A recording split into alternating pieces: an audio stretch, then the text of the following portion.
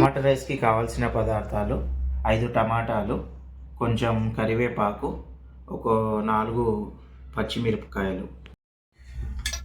ముందుగా మనం ప్యాన్లో 2 స్పూన్స్ ఆయిల్ పోసుకుందాము. 2 చిన్న స్పూన్స్ జీలకర్ర, ఒక స్పూన్ ఆవాలు,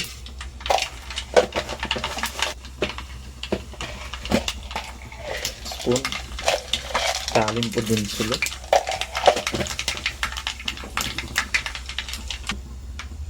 నెక్స్ట్ కరివేపాకు, తర్వాత పచ్చిమిరపకాయలు,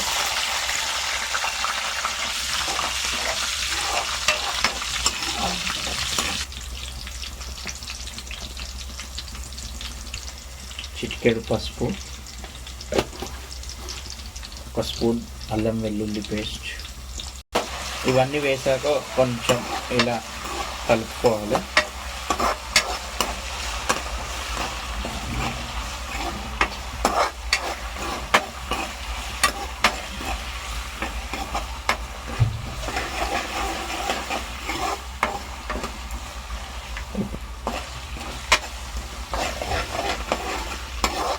చేసుకున్న టమాటాలు ఇందులో వేసేసేయాలి.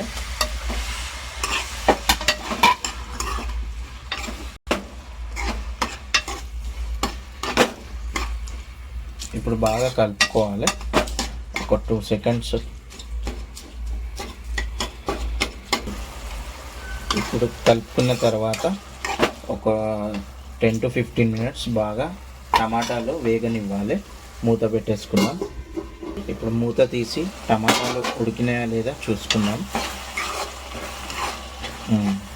కొంచెం లైట్గా టమాటాస్ ఉడికినాయి.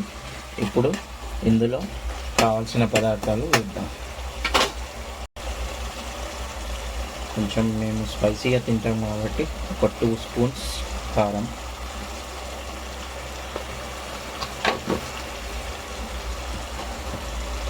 ఒక 1 స్పూన్ ఉప్పు, ఇంకో కొంచెం కూడా వేసుకోవచ్చు.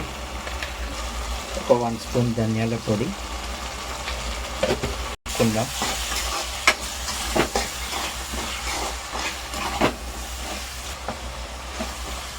ఉప్పు, కారం, ధనియాల పౌడర్ అన్నీ వేసేసాము. ఇప్పుడు కొంచెం సేపు కలుపుకుందాం. ఇప్పుడు బాగా కలపాలి. ఒక 2 నిమిషాలు మూత పెట్టేద్దాం. మూత తీసుకొని చూద్దాం అయిందా లేదా. ఓకే, కొంచెం టమాటా బాగా వేగాలి. ఇంకా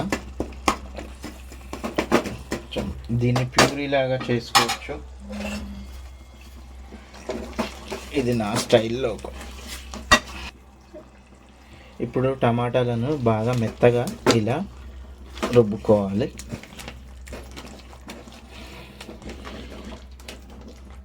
ఇలా రుబ్బడం వల్ల టమాటా పచ్చడి లాగా అవుతుంది. బాగా టేస్ట్ కూడా ఉంటుంది. టమాటాస్ మీకు కనిపించవు.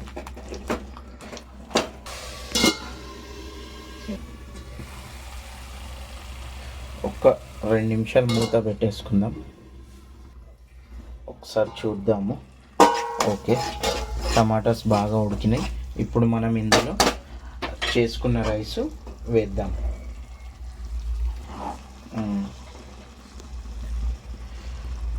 మనం ముందుగా వండుకున్న రైసు ఇప్పుడు ఇందులో వేసి బాగా కలపాలి.